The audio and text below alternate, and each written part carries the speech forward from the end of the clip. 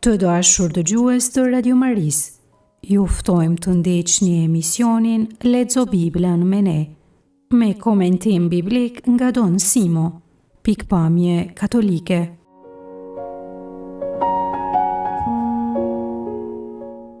Në takimin e sotshëm do të lexojmë prej kapitullit 38 të librit të Zanafilës. Leximin e tekstit do ta bëj Donat Gjergji nga Lecco në Itali.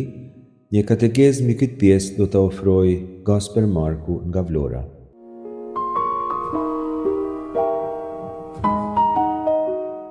Për ta kuptuar çështjen e debatuar tek Zanafilla kapitulli 38, duhet ta kuptojmë mirë të ashtu quajturin ligjin e Leviratit. Është një ligj shumë specifik i besëridhjes së vjetër që parashes se nëse një grua mbet vejush para se të ketë fëmijë, gruaja nuk mund të martohej diku tjetër, por për të nderuar burrin e vet të vdekur, do ta merrte për burr kunatin. Edhe kunati duhet ta merrte për grua, gjithashtu për të nderuar vllajën e vdekur. Fëmia që do të lindë do të konsiderohet fëmijë i personit që ka vdekur, jo i atij që ishte babai natyror i tij. Le të lexojmë ligjin për këtë çështje. E gjejmë tek ligji i Pertrir, kapitulli 25, rreshtat 5 deri në 10. Thot kështu: Kur vëllezërit banojnë së bashku dhe njëri prej tyre vdes e nuk le fëmijë, gruaja të vdekurit të mos martohet me një tjetër jashtë shtëpisë, por le ta marrë për grua vllai i të vdekurit, që të mos i shuhet fara vllajt të vet. Kështu i paralindur i djalë që len prej saj, le të njihet djalë i të vdekurit, që të mos i shuhet emri në Izrael. Por nëse vllai nuk do ta marrë gruan e vllajt, le të shkoj gruaja te dera e qytetit, tu ashtroj çështjen pleqve të thot, vllai i tim shoq nuk do ta ngjall emrin e vllajt të vet në Izrael, as të më marr mua në martesë. Pleqt le ta thrasin, le ta pyesin aty për aty. Nëse përgjigjet nuk dua ta marr për grua, gruaja le t'i afrohet, le t'ja heqë të mbathurën prej këmbës, le ta pshtyjë në fytyrë e le të thot, kështu i bëhet njeriu që nuk e nderon shtëpinë e vllajt të vet. I tilli në Izrael le të quhet familje këmbëzbathuri. Esenca e këtij ligji është kjo: vllai i vdekur duhet nderuar, i duhet siguruar pasardhësia. Është kjo detyrë edhe e gruas së tij dhe e vllaut që i ka mbetur gjallë. Fjala levirat vjen nga rrënja latine levir, që do të thonë kunat, pra vllai i burrit. Kjo përkthen hebraishten Yavam. Prej këtu, ligji i Leviratit në hebraisht quhet Yibum, që përcakton që vllai i një burri që vdes pa lënë fëmijë e përsërisim, duhet të martohet me vejushen, me qëllim që të vazhdojë emri dhe pasardhësia e të ndjerit. Ekziston edhe mënyra e lirimit të kunatit nga kjo detyrë dhe quhet khalica, për të cilën po flasim pak më vonë. Dy janë qëllimet kryesore të normës. I pari, të vazhdoj të jetoj emri i të ndjerit, të vazhdohet ekzistenca dhe kujtimi i tij. I dyti, të ruhet trashëgimia brenda familjes, të mos i kaloj ajo do një të huaji. Këtë e parasheh me forcë ligji i Pertrir. Toka është e shenjtë dhe duhet bërë gjithçka të mbahet në pronësi. Cila është mënyra se si kunati lirohet prej detyrimit të marrjes për gruat e kunates në rast që vllai t'i ketë vdekur? Ligji, siç e pam, parasheh kështu: gruaja le t'i afrohet, le t'ja heqë të mbathurën prej këmbës, le ta pshtyjë në fytyrë e le t'i thot, kështu i bëhet njeriu që nuk e nderon shtëpinë e vllajt të vet. I tilli në Izrael le të quhet familje këmbëzbathuri. Kjo është një procedurë juridike, gati si liturgjike, dhe bëhet në një ambient publik, në sy të pleqve të popullit. Kjo procedurë juridike, khalica, që në përkthim është heqja e sandaleve.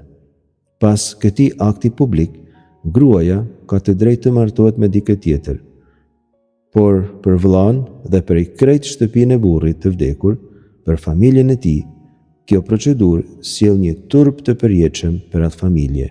bëhet familje këmbës dathurish, sepse gruaja ja ka hequr sandalen kunatit të vet në mënyrë publike. Ky ligj dhe kjo procedurë noll në një farë mënyre tek tregimi që komentojmë sot.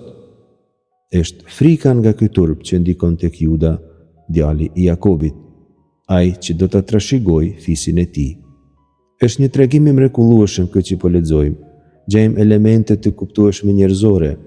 Juda ka frikë që të mos i vdes edhe djali i vogël pas 2 parëve. Tamara ka vendosur t'i nderojë të 2 burrat që i kanë vdekur, një herë të parin, por edhe të dytin me vonë. Kemi në Ungjil një pyetje që hebrejt ja bëjnë Jezusin. E gjejmë tek Ungjilli Mateut kapitulli 22, Ungjilli Markut kapitulli 12, Ungjilli Luks kapitulli 20. Po e lexojmë te Mateu. Mateu 22, rreshtat 23-33. Pyetja është kjo. Atë ditë erdhen tek ai disa saducej që thonë se nuk ka ringjallje të vdekurish. Ata e pyetën: Mësues, Mojsiu tha se nëse ndokush vdes pa lënë fëmijë, i vllai let martohet me gruan e tij për t'i lindur vllai të vet trashëgimtar. Tashti ndër ne ishin 7 vëllezër. I pari u martua e vdiq, e pasi nuk pati fëmijë, ja la gruan vllait të vet. Kështu ndodhi me të dytin, me të tretin, deri tek i 7.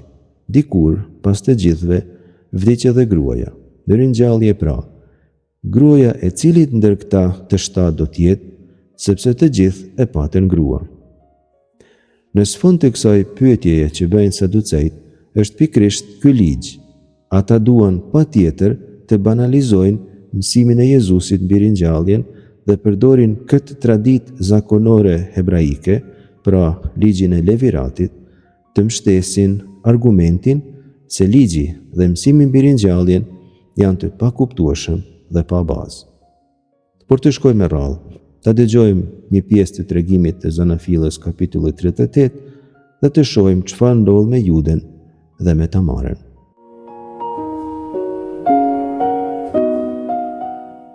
Nga libri i Zanafilës, kapitulli 38, rreshtat 6 deri në 11. Juda e martoi djalin e parë të vetin, Herin, me një grua që quaj Tamar, por Heri i paralinduri i Judës që i keq para syve të Zotit, dhe Zoti e vrau. Juda i tha Onanit: merre gruan e vllaut tënd dhe bëje shoqe për t'i ngritur trashëgimtar vllait tënd. Ky, prej se e dinte se fëmia zëtë ishte i tij, kur hynte te gruaja të vllait, e derdhte faren për tokë që të mos i linte të vllait trashëgimtar. Prandaj edhe këtë e mbyti Zoti, sepse bëri një vepër të poshtër. Për këtë arsye Juda i tha resë vet, Tamarës: qëndro si vejush në shtëpinë e tyt atë, derisa të më rritet i mbir Selaj. I kish hyrë frika se mos i vdes edhe ky, por si vëllezërit e tij. Ajo shkoi të jetoj në shtëpinë e tet.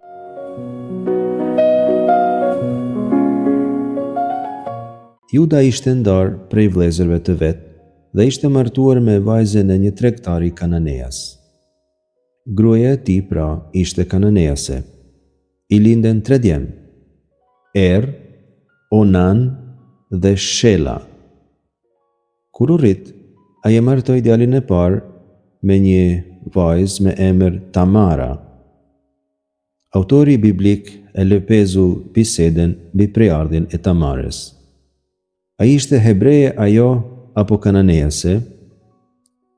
Tek libri 2 i Samuelit kapitulli 13 gjejmë një tjetër person me emrin Tamara, Tamar në hebraisht, vajza e mbretit David. Pastaj edhe Mesa e Davidit, vajza e Absalomit, edhe asaj ja dhën emrin Tamara. Libri 2 i Samuelit kapitulli 14 rreshti 27. Sipas këtyre gjasave, Tamara, ereja e Judës, mund të ishte hebreje.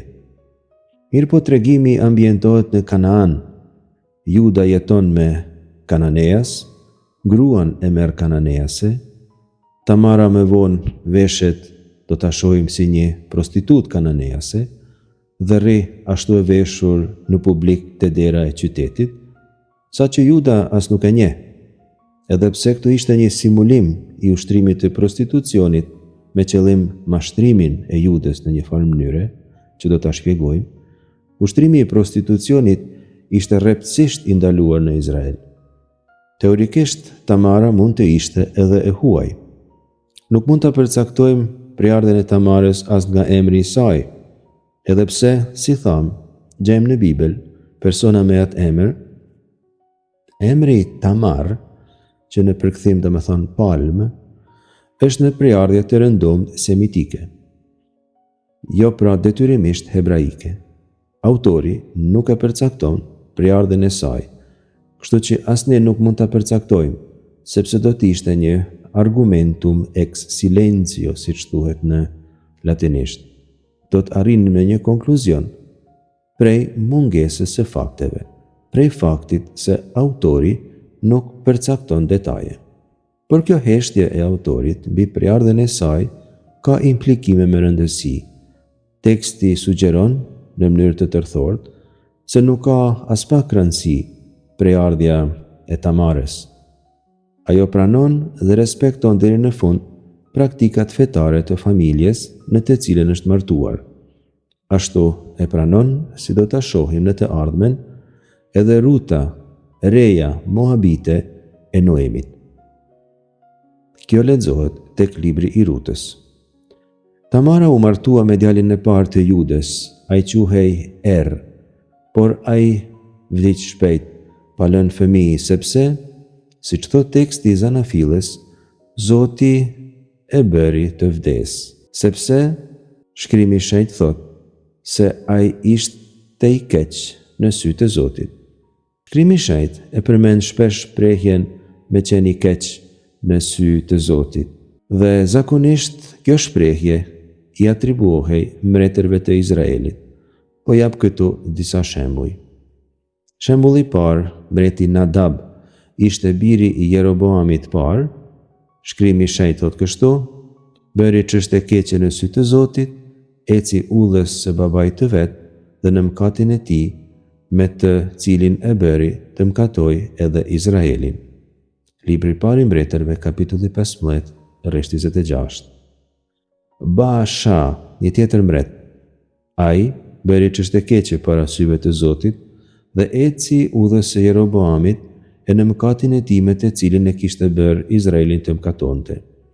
Libri i parë i mbretërve, kapitulli 15, rreth 34. Mbreti Omri, këtu përdoret një formulim edhe më i rëndë. Omri bëri keq ndër sytë të Zotit, madje veproi edhe më keq se të gjithë tjerët që kishin qenë para tij. Libri i parë i mbretërve, kapitulli 16, rreth 25. Mbreti Ahab, këtu gjejmë formulimin më ekstrem ndër të gjithë. Ndërtoi edhe banirin, bëri edhe vepra tjera të liga, duke fyer Zotin hyjin e Izraelit, me tepër se të gjithë mbretërit e Izraelit që kishin qenë para tij. Libri i parë i mbretërve, kapitulli 16, rreth 33. Djali i mbretit Ahab, Ahazia, bëri të keqe ndër sytë e Zotit dhe eci udhës së babait të vet, e të nënës së vet, dhe udhës së Jeroboamit, birit të Nabatit, i cili e ngashnjeu Izraelin të mëkatonte. Libri i parë i mbretërve, kapitulli 22, rreth 53. Shembuj të tillë mund të shumohen shumë. Në të gjitha këto raste, arsyeja kryesore e dënimit të Zotit është praktika e idhujtarisë. Ka edhe arsye tjera, por të përzierit me traditat e vendeve tjera, sidomos me ato që shkojnë në harresën e traditave të parëve dhe të thyrjes së beslidhjes, konsideroheshin si mëkate shumë të rënda në Izrael. Sipas gjasave, kjo ishte arsyeja e vdekjes së Erit. Idhujtaria dhe përzierja me praktikat e komeve tjera. Ndoshta, teksti biblik dëshiron të sugjeroj se këto i ka mësuar nga nëna e vet, që ishte kananease, ndoshta edhe jo, por pjesë tjera të Shkrimit të Shenjtë ndalojnë me forcë martesën me gra të huaja, pikërisht që të evitohet përzierja me traditat e kombeve tjera. Tamara, pas vdekjes së burrit të vet, mori kunatin sipas ligjit, quhej Onan, por ai nuk donte ta linte shtatzën kunaten dhe t'i jepte trashëgimi i vllaut, sikurse parashikte ligji i Leviratit që kemi shpjeguar më sipër. Veç kjo përbën një thyrje të rëndë të rregullores dhe edhe ai vdes si vllau i vet i madh. Tani Tamara me të bejush, pa fëmijë, por Juda e ka edhe një djalë, quhej Shela, ishte akoma i vogël, nuk ishte për martesë. Juda i tha kështu Tamares: "Qëndro si vejush në shtëpinë e atit tënd, derisa të më rritet i mbir Shela." Dhe shpjegon autori i Shkrimit të Shenjtë, i kishte hyrë frika se mos i vdes edhe ky, por si vëllezrit e tij. Ajo shkoi të jetojë në shtëpinë e të atit, tregon kapitulli 38 i Zanafilës tek rreshti 11. Autori tregon arsyen pse i thotë të shkojë në gjini. Haptas thoshte se në gjini do të jetë më rehat se ku ishte martuar në pritje të rritjes së Shelës dhe të martesës me të. Por në zemër mendonte ndryshe. Juda mendonte se kjo grua sjell fat të keq. Kanë vdekur të dy djemtë e parë, kishte frikë të mos vdes edhe i treti. Ky ishte mëkati kryesor i tij, nuk gjente gabim tek idhujtaria e bijve dhe tek thyerja e beslidhjes që ishin arsyet e vdekjes së tyre, por tregonte Tamarën si fajtore. Nuk e kuptonte as veten gabim, se si kishte edukuar mirë djemt. Shihte faj aty ku nuk ishte.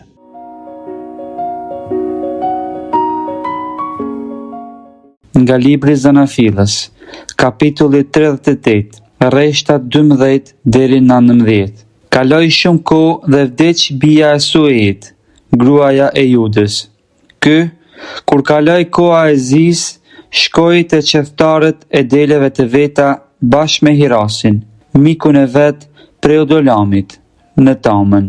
E lajmëruan Tamarën se vjerri i saj po shkonte në Tamën për të qethur delet. Kjo, si i hoqi petkat e vejnis, ndroi petkat, u mbulua me vel, u ul para derës së Naimit në udhë që shpije në Tamën. Bëri kështu sepse Selai ishte rritur e nuk ja kishte dhënë për burr. Kur e pa Juda, mendoi se do të jetë lavire, sepse ajo e kishte mbuluar fytyrën. Ai u drejtua Kahaja në udhë e i tha: "Më lejo të afrohem." Nuk dinte se ishte e reja. Ajo i përgjigji: "Çka po më jep që të afrohesh?" Ai tha: "Do të çoj një edh prej mretit." Por ajo i tha përsëri: "Nëse ma jep pengun derisa të më dërgosh." Juda i tha: "Çka kërkon të jap për peng?" Përgjigji: "Vulën tënde, gjalmën dhe shkopin që ke në dorë." Ai tha: "Ju afrua dhe gruaja mbeti shtatzën." U qua dhe shkoi, hoqi velen dhe u vesh me petkat e vejnis.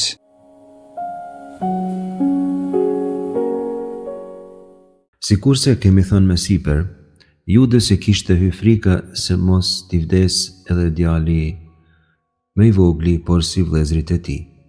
Pastaj duke folur për Tamarën, teksti tregon tek Zanafila kapitulli 38 rreshti 14 se Shela ishte rritur e nuk ja kishin dhënë për burr. Justifikimi se është fëmijë nuk vlen më. Sikurse Juda të mos donte ta martonte Shelën me Tamarën, kishte mundësi ta bënte këtë me praktiken e khalica, heqjen e sandales. Por kjo do të shkaktonte një poshtrim shumë të madh për familjen e tij.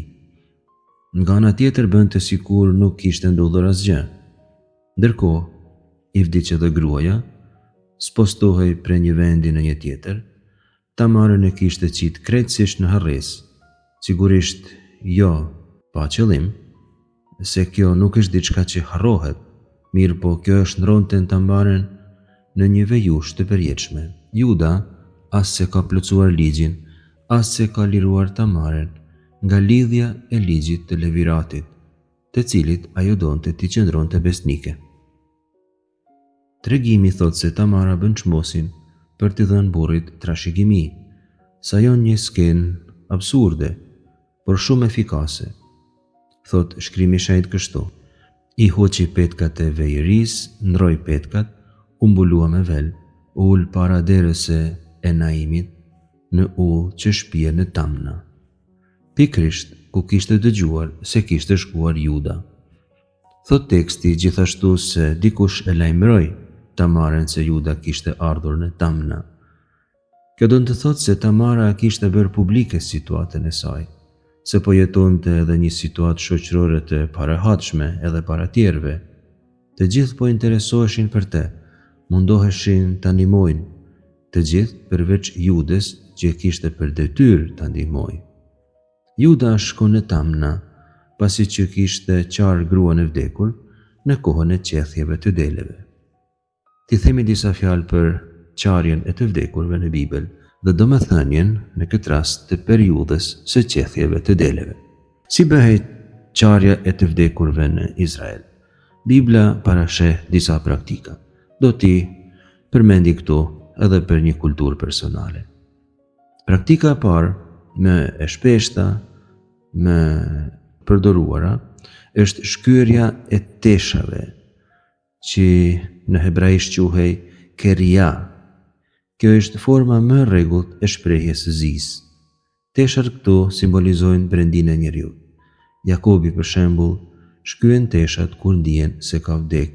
Jozefi tek Zanafilla kapitulli 37, rreshti 34. Ne e dim patjetër se Jozefi nuk ishte i vdekur, por vëllezërit e Jozefit, bijt e Jakobit, i thonë se Jozefi kishte vdekur dhe ky në zi për djalin që mendonte se kishte vdekur, shkyen teshat e veta. Pastaj Davidi dhe shokët e tij shkyen teshat kur ndihen se ka vdekur Jonatani. Kapitulli 2, libri 2 i Samuelit, kapitulli 1, rreshti 11. Gjesti simbolik i shkyerjes së petkave shpreh një realitet të brendshëm tek njeriu. Me vdekjen e të dashurve ndodh një shqyrje e brendshme në shpirtin e tij. Praktika e dytë e zis për rastin e vdekjes është me u vesh me thas. Sak, praktika sak në hebraisht. Teshat normale zëvendësohen me një farë thasi, i bërë prej leshit zakonisht të deles, dhe veshej shpesh për trup ky thas, si shenjë dhimbje të thellë. Kështu për shembull bën Jakobi kur mendon se ka vdek Jozefi, si thamë përpara. Davidi gjithashtu veshet me thas, derisa ka djalin Esmur, djalin që i kishte lindur me Batsheva, sikurse e dim historinë, por do ta shpjegojmë përsëri tek libri 2 i Samuelit, kapitulli 12, rreshti 16. Një tjetër praktikë është me umbulu me hi ose me pluhur, zakonisht duke e hedhë hirin ose bluhurin në krye. Kështu për shembull Jobi, kur i vdesin 7 djem me 3 vajza, te kapitulli 2, rreshti 8 i librit të Jobit, mbulohet me hi dhe me pluhur. Jozuehu hedh hi mbi kry pas një disfate, Jozuehu kapitulli 7, rreshti 6. Kjo ka domethënien e dobësisë së natyrës njerëzore dhe të prejardhjes së njeriu prej dheut, sikur se shkruan Zanafilla kapitulli 3, rreshti 19, pluhur je dhe pluhur ke me u bë. Praktika tjetër është agjerimi. Çfarë do jazi për vdekjen e dikujt, shpesh ndigjet me agjerim. Për shembull Davidi agjeron se ka djalin e smur, rasti që përmendëm, kapitulli 12, rreshtat 16 deri në 23 të librit të 2 të Samuelit. Gjithashtu kur vdes Sauli, libri 2 i Samuelit, kapitulli 1, rreshtat 12, Davidi agjeron, por edhe banorët e Javesh Galaad agjerojnë 7 ditë pasi që e kanë varrosur Saulin, libri 1 i Samuelit, kapitulli 31, rreshti 13. Një tjetër praktikë është mos me u la e mos me u lye me parfume. Këtë dëshmon libri 2 i Samuelit, kapitulli 12, rreshti 20, kur Davidi lahet pas vdekjes së djalit, të gjithë habiten pse u la. Kjo tregon se mos me u la dhe mos me pas kujdes për trup, e shenjë e jazit për të vdekurin. Tjetër praktikë është qarja në publik dhe ankimi me zë të lartë. Kështu për shembull, thot Jeremia kapitulli 9, rreshta 16 deri në 17, ku përmend edhe vajtoret, po e citoj: Thirrni vajtoret, le të vinë, thirrni ato më të dijshmet, le të shpejtojnë, le t'ja nisin mbi ne vajtimit, që sytë tanë të nderdhin lot, ujë të rrjedhin çepallat tona. Këtu konteksti është patjetër i situatës së Izraelit para shpërnguljes në Babiloni, ose më mirë të themi situatës së Judës para shpërnguljes në Babiloni. Vajtimi pra është një praktikë e rregullt, mjaft e ngjashme me traditat tona shqiptare të vajtimit, që e njohim pak a shumë. Një praktikë tjetër është me u ul dhe me ndej në tokë. Jobi për shembull rri në tokë 7 ditë e 7 net pas vdekjes së 7 djemve dhe 3 vajzave. Libri Jobit kapitulli 2, rreshti 13. Dhe praktika e fundit që po përmendi është mos me urru e mos me pre flokt, ose të kundërtën me u qeth krejt tullac. Mund të lexohen Isaia 15, rreshti 2, Jeremia 48, rreshti 37, Mikea kapitulli 1, rreshti 16.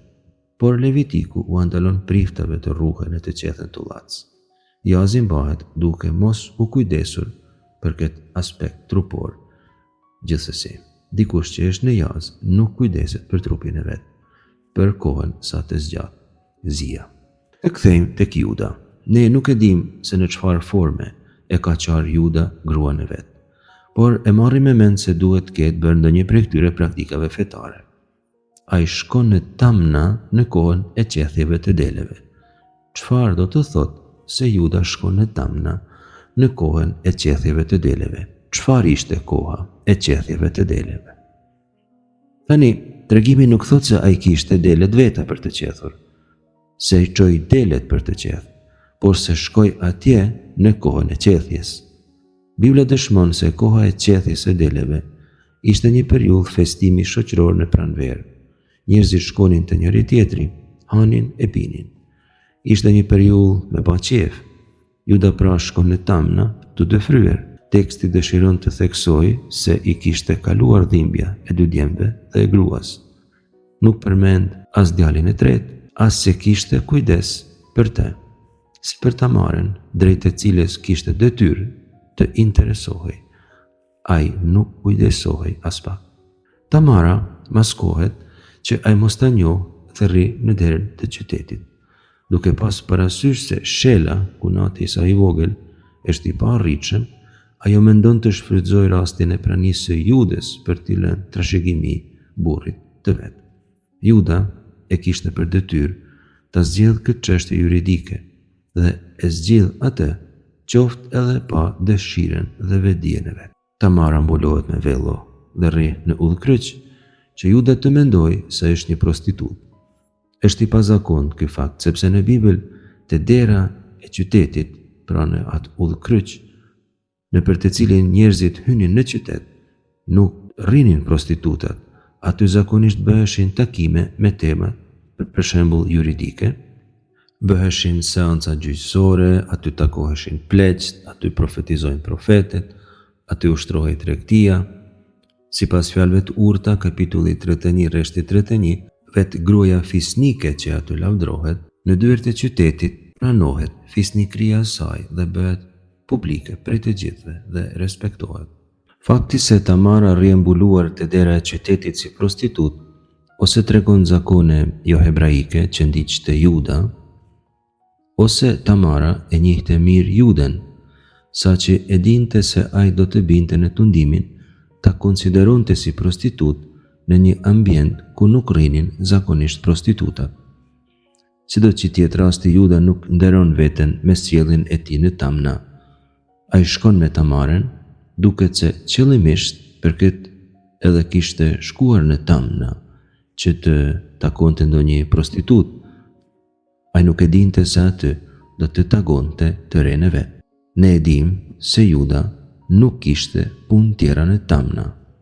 Ai nuk e njeh rene vet, nuk e ka mendjen as pak të ajo. Juda nuk ishte i përgatitur të paguante prostituten dhe kur ajo i kërkoi se si do ta paguante, ai premtoi se do t'i jap një ell që se kishte me vete. Tamara i tha që ndërkohë kërkon prej tij një kapar, bile 3 kapar. Vulen tënde, i thot, gjalmen dhe shkopin që ke në dorë. Kjo kërkesë e Tamarës për pengje nuk përben një skenar dramatik kot, por një strategji juridike të llogaritur mirë. Këto objekte janë shenjat e tija personale të identifikimit. Ishin si të kishte firmosur Juda, si të ishte nënshkruar me dorën e vet. Duke i mbajtur ato, Tamara siguron provën se fëmia është i Judes. E dinte se do ta akuzonin për fllëgështi, prandaj ishte e gatshme të jepte prova se sipas ligjit të Leviratit, fëmia i përket burrit të vet të vdekur.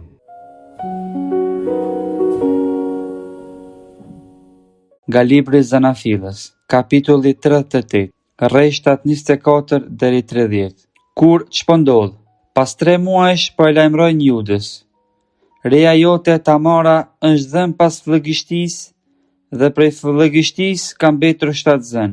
Juda tha: "Qiteni për jashta dhe le të digjet." E kishin qitur për ta ndëshkuar. Kjo atëherë dërgoi t'i thonë vjerit: "Unë mbeta 7 zën me atë njeri të cilit i përkasin këto. Njihi e kujt është kjo vul, ky tej e ky shkop. Ky si një e pengjet tha, është më e drejtë se unë, sepse unë nuk ja dhash për grua Selahit, djalit tim. Vërtet nuk ra më kurrë më të në shtrat." Kur erdhi koha të lind, u dukën binjak në krahurin e saj.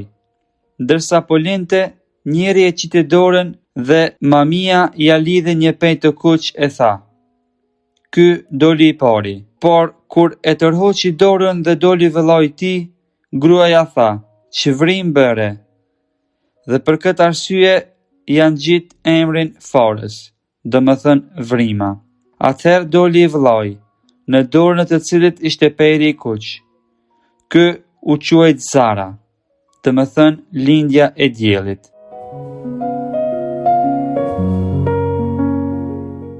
Tek rreshtat që lexojmë këtu, shohim se si Juda lajmërohet se reja e tij Tamara ishte shtatzën. E lajmërojnë edhe një fije diekeqas që ai të marrë një vendim, dhe vendimi që merr është të dënoj Tamarën e vdekje. Bile me djegje, sikurse ndoshta parashe Levitikus kapitulli 21 rreshti 9. Them ndoshta sepse këtu ligji parashe sjelljen e tillë prej vajzës së një prifti që të meritonte djegjen, por mund të jetë se është kjo baza ligjore e dënimit që vendos Juda. Mirë po Juda nuk ishte gjykatës, Juda nuk ishte në dorë të vendoste fatin e të resë vet. Ai është i gatshëm sidoqoftë si fjerri i saj që ta dënonte me vdekje, sepse në mendjen e tij ai e kishte turpëruar shumë familjen e vet. Mirë po faktikisht familjen e vet e kishte turpëruar ai vet, sepse nuk ja kishte dhënë për nuse djalit të vet të vogël, për arsye që, sikur se tham, deri diku mund të konsiderohen edhe të justifikueshme, por gjithsesi ai kishte pasur mundësi që çështjen ta zgjidhte në ndonjë mënyrë tjetër, me ndonjë marrëveshje ose me ritin e famshëm të Khalica, sikur se kemi thënë. Gjaja e parë që vrim te këto rreshta është se Juda kthen gjykimin e Tamarës në gjykim të vetvetes. Fillon ta kuptoj dhe ta pranoj gabimin. Ajo thot, është më e drejtë se unë, pasi që sheh në duart e saja pengjet që Tamara në mënyrë të urtë dhe inteligjente ja kishte mbajtur. Haker na, kështu i thot në hebraisht Tamara Judes. Njihi, shihi të lutem. Ky motiv i njohjes dhe i mos njohjes të këto tekstet e Zanafilës kthen shumë shpejt. E mbani mend me siguri se si Izaku nuk i njihte djemtë e vet. Pastaj edhe Jakobi kishte skenat e tilla. Jakobi, do ta shohim, ftohet të njoh petkun e lyer me gjak të djalit të vet Jozefit. Me vonë 10 vëllezërit në Egjipt nuk e njohin Jozefin, kështu që motivi i zbulimit të diçkait që është e panjohur është një motiv i rregullt në këto tekste të Zanafilës, dhe zbulimi i sekretit, të themi ashtu, që Tamara kishte në dorë, pra të pengjeve që ja kishte marrë vjerrit të vet, tregon se fëmijët në fakt kishte binjak në kraharor janë prej Judës, vjerrit të vet, pra kanë lindur aty ku duhej të linte fëmija që do të konsiderohej faktikisht, sikur se kemi thënë disa herë, i burrit të vet, që kishte vdekur. Një tjetër gjë që mund të themi mbi këto rreshta të veçanta, shumë specifike të Shkrimit të Shenjtë, është se Tamara e ka kthyer drejtësinë ashtu si e parasheh ligji. Jo Juda, por Tamara. Ajo ka bërë çmosin për t'i dhënë një djalë Erit, burrit të saj të vdekur. Dhe Juda këtë e pranon. Kjo është nga ana biblike një mësim i qartë. Gjithkush mund të themelojë drejtësi, jo vetëm ata që i përkasin një kaste të caktuar. Bile shpesh, më i drejtë është dikush që njeriu nuk e pret, se ata që do të ishte e pritshme të ishin. Këtë mësim do ta gjejmë disa herë edhe tek mësimet e Jezu Krishtit. Një shembull klasik i kësaj është Samaritani i mirë.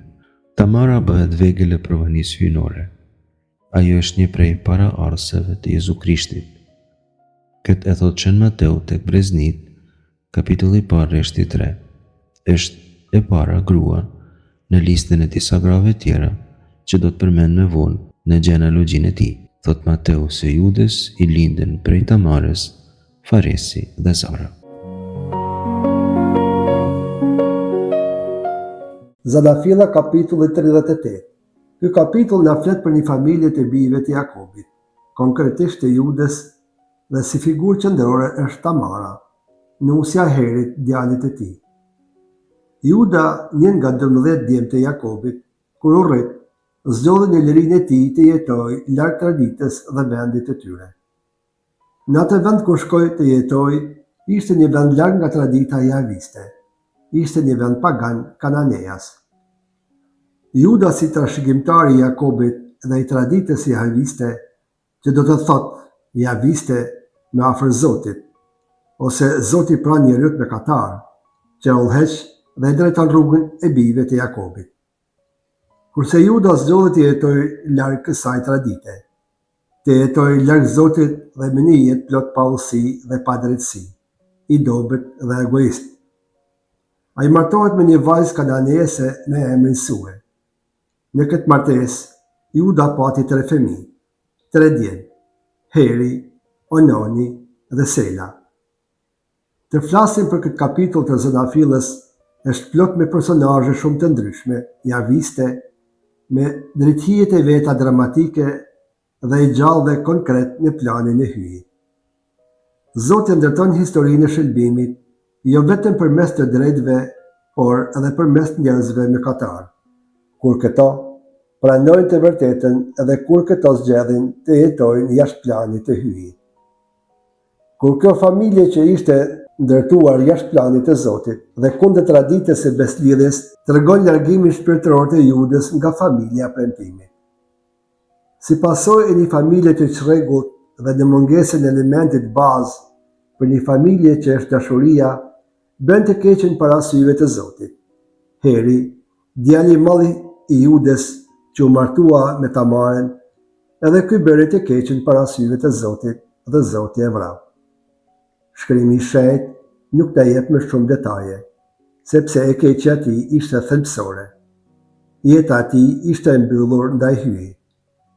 Sipas traditës së lashtë e treguar në Bibël, gruaja vëllai të madh duhet të jetojë në martesë me djalin tjetër që është Onani, që vëllai i madh të ketë trashëgimtar. Kjo traditë është shumë e lashtë edhe sot duket pak si interesante. Kjo mënyrë e të jeturit në familje ishte për të mirën e saj dhe për mbrojtjen e vejushës, ku secili të jetë trashëgimtar dhe të ruhet tradita javiste në mënyrë që martesat të mos bëhen me fiset pagane, që mos të përdosin bijtë e Jakobit. Por edhe Onani nuk veproi dhe nuk pati kujdes që të jetojë për të mirën e traditës të familjes, që vëllai i tij të ketë trashëgimtar, por edhe ky bëri të keqen para syve të Zotit. Mëkati i Onanit nuk është thjesht seksual, por i refuzimit të përgjegjësisë, egoist dhe qëllimshëm, përdorimi i Tamarës pa dashuri dhe drejtësi. Mëkati i tij është kundër jetës dhe drejtësisë, jo thjesht kundër rregullit trupor, por kundër familjes dhe planit të Zotit. Pse themi në planin e Zotit? Çdo njeri është përgjegjës në planin e Hyj, sidomos kur bëhet fjalë për të ndërtuar një familje. Zoti ka krijuar dhe ndërtuar gjithësinë nga hiçi, kur asgjë nuk ekzistonte. Kurse tani Zoti nuk ndërton asgjë vetëm. Zoti gjithçka ndërton, rregullon, vepron bashkë me ne, me njeriu. Familja është vatra ku lind dhe promovohet dashuria dhe burimi i kësaj dashurie është vetëm Zoti. Atëherë lind pyetja: ku e merr familja këtë dashuri përveç se të burimi? E ky burim është vetëm Hyj dhe askush tjetër. Pra një familje pa Zotin është një familje pa dashuri, dhe një familje pa dashuri jeton zhurmën e botës dhe pa dinjitet. Edhe historia e shëlbimit pra fjala e Zotit, Bibla, ku në qendër është Hyj si arkitekti i mirë dhe bashkëpunëtori në këtë plan është njeriu mëkatar. Prandaj duhet të mendojmë mirë kur hedhemi hap në jetë e sidomos kur duam të ndërtojmë një familje. Këtu po them edhe për të rinjt. A jemi brenda planit të Zotit? A është Zoti duke bashkëpunuar me ne dhe ne bashkë me të? A është ai mjeshtri dhe ndërtuesi i jetës dhe i familjes sime bashkë me mua? Kur ndërtojmë një familje me hirin dhe bekimin e Zotit, atëherë kemi ndërtuar edhe një shoqëri të lirë dhe një botë plot me paqe. Drama e familjes së Judës vazhdon në skenarin e mëkatit. Tamara ka të drejtë të jetojë në martesë me djalin e tretë, që është Sela, por Juda nuk ja jep këtë të drejtë. Ja mohon duke mashtruar, nuk e mban fjalën. Këtu ai tregohet i pabesë ndaj resë së tij, pavarësisht që i ka premtuar. Tamara jeton në pritje me një jetë pezull duke sakrifikuar jetën e saj. Abuzimi i vazhdueshëm ndaj Tamarës, që e mohon të drejtën familjes që i takon me bekimin e Zotit. Ky vazhdon për të mbrojtur djalin e tij dhe mëkati marr përmasa të ndryshme, duke bërë mëkat mbi mëkat. Tamara që jeton me prindërit e saj, larg familjes së vehrit të vet, por gjithmonë mendjen e saj është te familja e burrit. Kërkon me këmbgulje një trashëgimtar me djemt e vehrit të saj. Nuk kërkon asgjë më shumë se e drejta që i takon. Tamara që është gjithmonë në kujdes, shfrytëzon një rast të Judës për të nxjerrë në dritë krejt padrejtësitë e Judës dhe djemve të tij. Veprimi i Tamarës mëkat apo akt drejtësie. Kjo është pjesa më delikate e kësaj ngjarje. Çfarë bën Tamara? Ajo përdor Judën në mënyrë të fshehtë për të fituar të drejtën e saj. Nuk vepron për efsh, as nuk vepron për para. Vepron për të drejtën që takon, që i është mohuar. Kjo do një trashëgimtar si çdo njeri tjetër, që ka të drejtën e saj, që Zoti e ka dhënë në traditën javiste. Në aspektin teologjik, familja nuk është prona jonë, madje nuk kemi as pronar të jetës sonë. Në realitet çdo dhuratë jona dhe krejt familja janë prej Zotit, dhe të gjithë jemi prona e tij. Askush nuk do të jetë mbi familjen ose mbi jetën e tjetrit përveç Zotit. Zoti nuk e ka dhënë familjen për privilegje ose për ta shfrytzuar kush është më i forti. Përkundrazi, familja është vendi ku mund ta shëtrojmë jetën tonë duke vendosur në shërbim dhe në mbrojtjen e saj, e sidomos në të dobtit. Familja është vendi për të promovuar vlerat morale dhe shpirtërore, ku secili rritet drejt këtyre vlerave dhe jo për të abuzuar me jetën e tjetrit, sikurse bën Juda me Tamarën. Familja është bërthama e shoqërisë njerëzore dhe pa këtë familje nuk mund të kesh shoqëri dhe kombe, ku përgjegjësit kryesor janë prindërit. Gjatë takimit me Juden, Tamara mbetet shtatzën. Këtë Juda nuk e kupton. Tamara shumë e kujdesshme ja merr si peng Judës shkopin, litarin dhe vulën. Këto janë identiteti dhe personaliteti i tij dhe përgjegjësia e tij. Një burr si Juda nuk do të lejoj vetes një gjë të tillë. Vula, shkopi dhe litari janë identitet dhe autoritet për një burr dhe ky bjen në këtë pozicion të një njeriu të pavlerë, imoral dhe i papërgjegjshëm. Gjithçka përfundon pa e ditur dhe pa kuptuar Juda për gjithçka ndodhi. Tamara lemron Juden për shtatzaninë e saj. Ajo nuk e turpron Juden publikisht. Ajo i jep mundësi që të pranojë të vërtetën. Juda kur e mori vesh e dënoi ashpër veprimin e Tamarës dhe tregohet shumë hipokrit dhe merr një vendim të ashpër kundër saj, kurse për mëkatin e vet nuk ka fare kujdes. Këtë Juda mendon se Tamara ka bërë kur është shkelje me dikë tjetër. Mendon se është bërë prostitutë dhe lavire, për këtë merr një vendim shumë të ashpër. Qiteni për jashta dhe të digjet. Ky gjykim nuk ishte menduar dhe nuk ishte hetuar mirë në rrethana dhe në detaj, se bashkëfetor është edhe vetë ai, por ishte një gjykim i pabazuar në drejtësi. Por qëllimi i vetëm ishte të eliminohej Tamara që të mos jetë një pengesë për jetën e Judës dhe familjes së tij. Juda mendon se drejtësia është për të tjerët dhe jo për të, sepse edhe ky ishte përfshirë me shumë padrejtësi dhe në mëkate të rënda. Këta janë padrejtësitë e Judës që bën para syve të Zotit. Ky veprim e bën Juden më të zi në mëkat, kur ja drejton gishtin e fajit tjetrit dhe nuk e shikon brendësinë e shpirtit të tij, që është i zi nga mëkati i fllëkshtisë dhe shumë mëkate të tjera. Tamara që është në të drejtën e Zotit, din të mbrohet. Zoti ndihmon Tamarën dhe të gjithë ata që janë në të drejtën e tyre. Ajo përdor simbolet e Judës, shkopin, vulën dhe litarin, provon pafajësinë e saj duke e bërë atë direkt fajtor në këtë çështje. Atëherë Juda nuk kishte tjetër rrugdalje dhe kupton se ai ishte autori i kësaj shtatzanie dhe deklaron: "Është më drejt se unë." Ai pendohet, pranon fajin e tij, pranon padrejtësitë që i ka bërë Tamarës resë së tij. Këtu ndryshon situata në këtë familje. Këtu kemi mundësi reflektimi. Kemi thënë edhe në katekezet e tjera, nuk janë vetëm këto personazhet që lexojmë në Bibël njerëz me mëkatar. Këto janë njerëz si ne, jo me mëkatar si ne. Duhet të kemi kujdes, sa gra dhe vajza sot shfrytëzohen ose trajtohen si plaçk tregu. Sa grave dhe motrave tona amohohet e drejta dhe ju shkelin digniteti i tyre hapur. Paguhen me pagë më të vogël se të tjerët, me orë të gjata në punë, me punë të rënda dhe të rëndomta, punojnë në fabrika pa kushte minimale për jetën dhe kur vinë në shtëpi të lodhura, duhet që të bëjnë edhe punën të shtëpisë. Kjo është situatë edhe ne nuk reagojmë. A kemi përgjegjësi në këtë situatë që janë evidente në shoqërinë tonë dhe pse jemi shumë shekuj me vonë? Këto pyetje shumë si këto duhet të jemi koherent, të paktën ne si të krishterë, ta themi hapur fjalën tonë për të mirën e shoqërisë. Tamara në këtë shtatzani që pati me Juden, lindi Faresin dhe Zarin. Tamara hyn në gjenealogjinë e Krishtit. Prej Faresit do të dalë fisi Davidit, dhe prej familjes së Davidit do të dalë një penjoll, Krishti Zot.